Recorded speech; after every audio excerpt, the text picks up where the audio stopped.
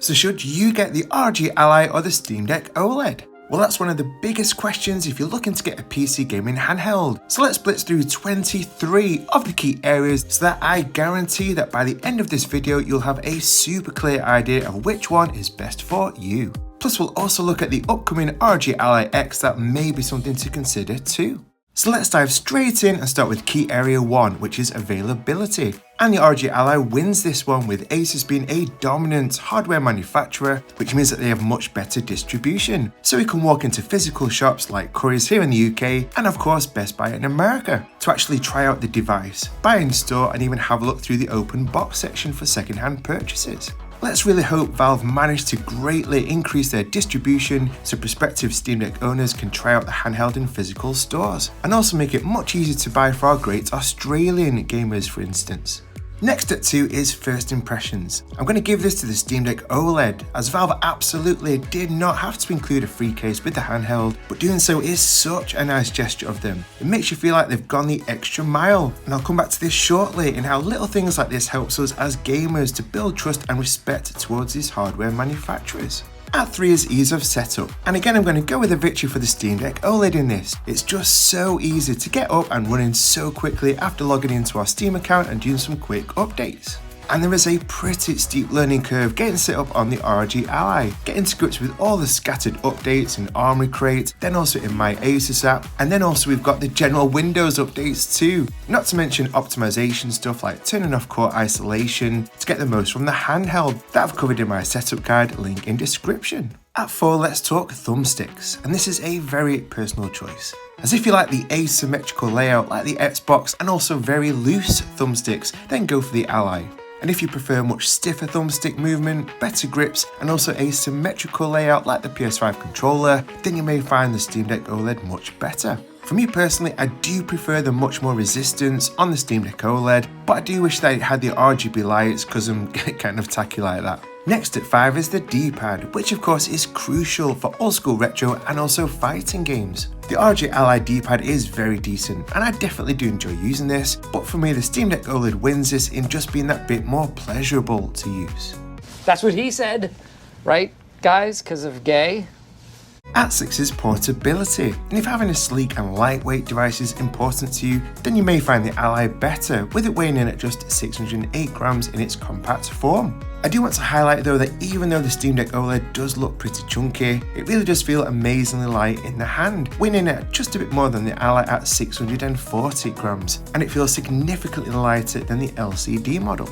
Next at 7 is comfort, and again this is a personal choice in that the ROG Ally may suit you better if you have smaller hands. Although saying that, I've played my Ally pretty much every day since launch, and I do find it very comfortable even with bigger hands. I've got to say though that if you do have slightly bigger hands like me, then the best way I can describe the Steam Deck OLED is that it just melts into your hands. Valve didn't change the ergonomic design from the OG LCD model for a reason, and that is that they really did nail the comfort level first time on this. I play my OLED for hours without any hand cramps whatsoever. Now at 8, let's talk speakers, and the Steam Deck OLED are pretty great, although a little on the quiet side for me personally, so I do have to use a decky loader plugin called Volume Boost to make them just a little louder, around 125. The Dolby Atmos speakers on the ROG Ally though wins hands down. It's not just the volume level and clarity they provide that's so impressive, but also a level of spatial immersion that is truly breathtaking, and you have to experience for yourself in person to fully appreciate it. With a game like the excellent Senua's Saga Hellblade 2 for example, it feels like the voices are coming at you from behind our heads, which is insane. Don't need to listen to him, you know this now. Listen to us, you know better.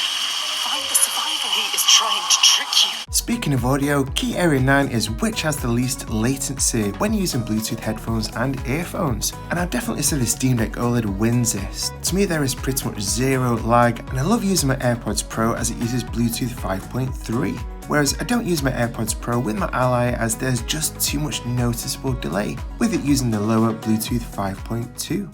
At 10 is power, and if you want to play those huge, recent AAA, graphically intensive titles like Hellblade 2, that I'm amazed work are all on a handheld by the way, then the Ally is the clear winner here. And just games in general, the sheer power of the Z1 Extreme chip found in the Ally is an absolute beast. allowing for higher graphical settings, draw distance, and higher FPS, which the OLED just cannot match.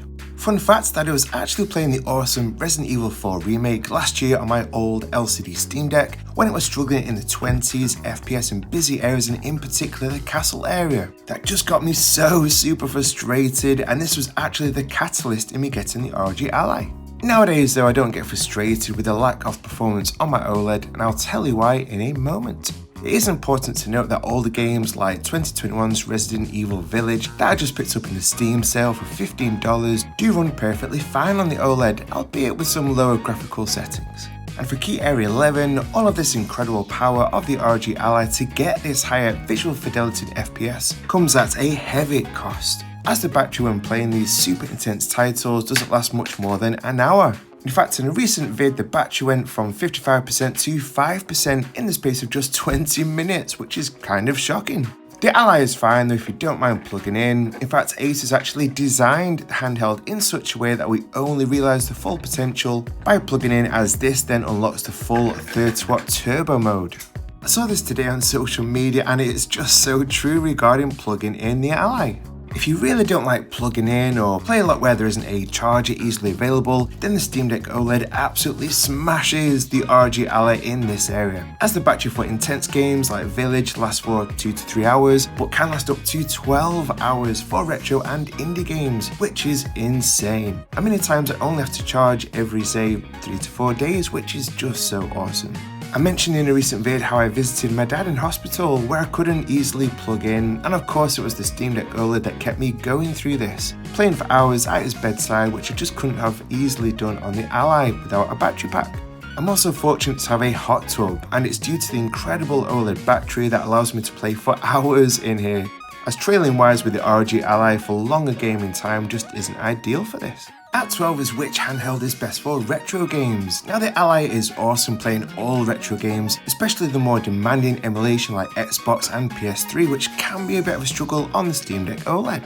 I must say though that for most retro games I do find that the OLED offers a better experience for 2 reasons. The first being that the D-pad, as mentioned to me, is better than the Ally, and also 4x3 games like my favourite retro console, the SNES, fills out the slightly bigger 7.4 inch screen, and I'll talk about the displays in a moment.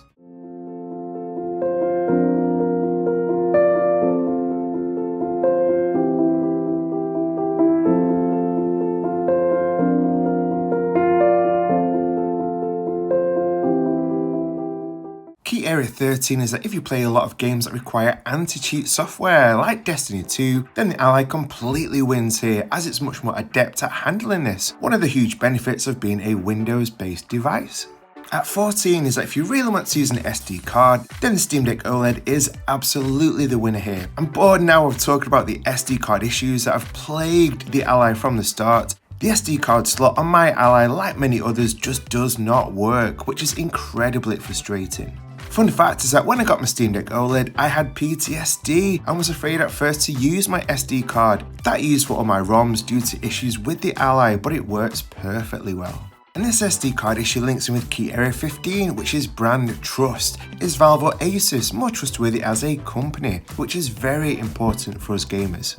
I'm sure you've no doubt seen that Asus have had something of a PR nightmare the past month or two with the whole Gaming Nexus investigation into their alleged RMA mispractices. And even without this, there has been a huge lack of communication and transparency regarding the aforementioned SD card debacle. Whereas on the other hand, from so many reports, Valve seems to go above and beyond for their Steam Deck customers, so an easy win for Valve here.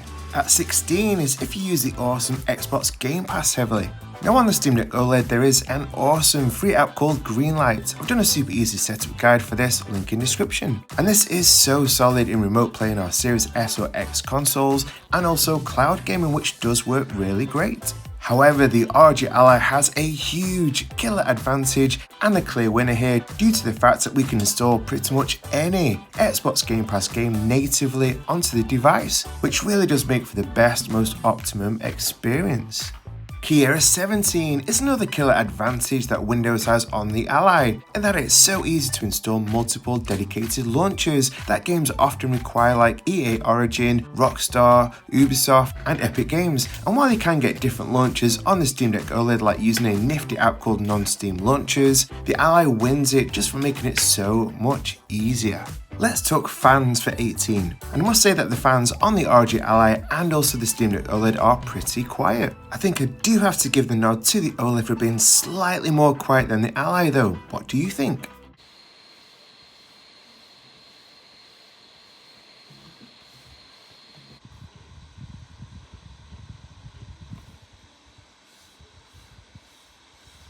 At 19 is touchpads, and yep, of course, if you do want touchpads on your handheld, then you do have to go with the OLED. It does make navigating the desktop mode significantly easier, and also it's kind of essential in games, such as playing my favourite game ever, The Last of Us Part 2, in the guitar section that just isn't possible to do on the Ally.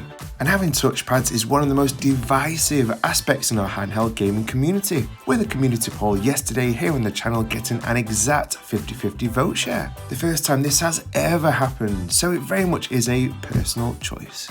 Key Era 20 is which offers the best feedback rumble. I consider this pretty important as it gives us a more immersive experience in games, and you know what, I'd say it's a draw on this one. Both offer subtle but a nice implementation of physical feedback within games, like driving over mud or gunfire. We're in our final 3 key areas now, and at 21 is which handheld does PS5 remote play better. So remember earlier when I said that I don't mind the OLED not being able to play the very latest games at high frame rates and graphical detail? And this is because the PS5 remote play app Chiaki for Deck really is incredible. I think I would say it's even better and more stable on the OLED than on the Ally, with a killer feature that the Ally doesn't have, which is HDR support. And I'll give you an example of what really blew me away was the theme park level in Spider-Man 2, with the fireworks looking absolutely gorgeous on the OLED screen. PS5 remote play has got even better too in the last few weeks, with a fantastic new app released for both the OLED and the Ally called PS Play, that now allows us to play away from home. Pretty neat, eh? And I've got setup guides for both in the description.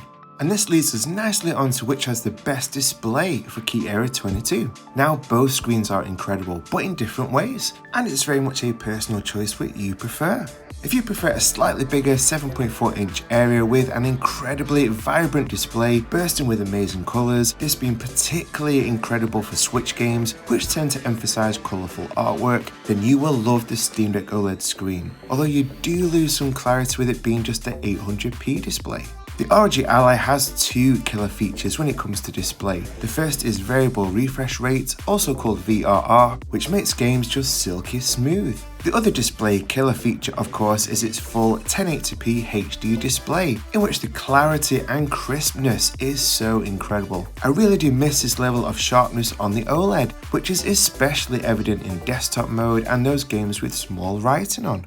And our final key area at 23 is price. Now the Steam Deck OLED starts at $479 for the 512GB model, that's what I've got, and this really is excellent value. I bought my ROG Ally at launch for $699, which was steep, but now thankfully a year after release you can get it brand new for $599 here at Currys in the UK, or $649 at Best Buy in the US, and much lower at around £400 to £500 for second hand or an open box from Best Buy. So the Steam Deck OLED is slightly cheaper if you want to get the Ally brand new. So the ROG Ally X will be available literally in 2 weeks from recording this, and it fixes so many of the issues with the current Ally, such as improved comfort, much better joysticks, a slightly bigger bump in performance with better RAM, a redesigned motherboard to eliminate any SD card issues, and the most important of all, in double the battery capacity, with Currys here in the UK listing it as up to 13 hours, which is so incredible. So you may be better off holding out for this if a lot of the current Ally issues like poor battery mean a lot to you. You awesome viewers voted for me to get the Ally X in a recent community poll, so stay tuned for a ton of content when I get it over the next few weeks and months. I'd love to know whether you think that the ROG Ally or Steam Deck OLED is the best handheld for you, either if you already have one or if you're thinking of getting one, so let us know in the comments. And as a thank you for watching this far, I'd love to share this awesome quote. There's so much power in believing that everything will work out. We all go through tough times and struggles, and if you're going through one right now, then just know that everything will work out in the end. So stay encouraged today, guys. I really do hope that you enjoyed this vid. It's taken weeks to plan and put together, definitely the most time and effort in all my vids so far here on the channel. So be sure to like and subscribe if you found this helpful. And check these vids out for a more in-depth review of both the ROG Ally and also Steam Deck OLED. I appreciate every single one of you for watching, and I'll see you in the next one.